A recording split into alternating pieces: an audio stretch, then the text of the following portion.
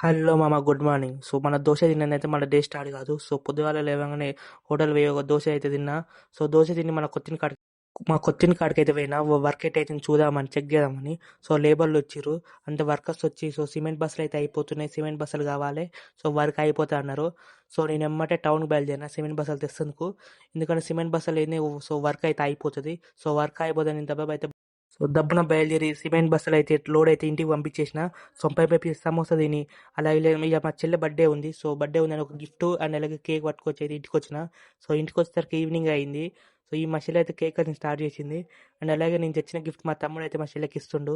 So check చేస్తుండు, మా తమ్ముడే తెచ్చినట్టయితే ఇస్తుండు గిఫ్ట్. సో మా చెల్లెకు, మా చెల్లి ఓపెన్ చేసింది.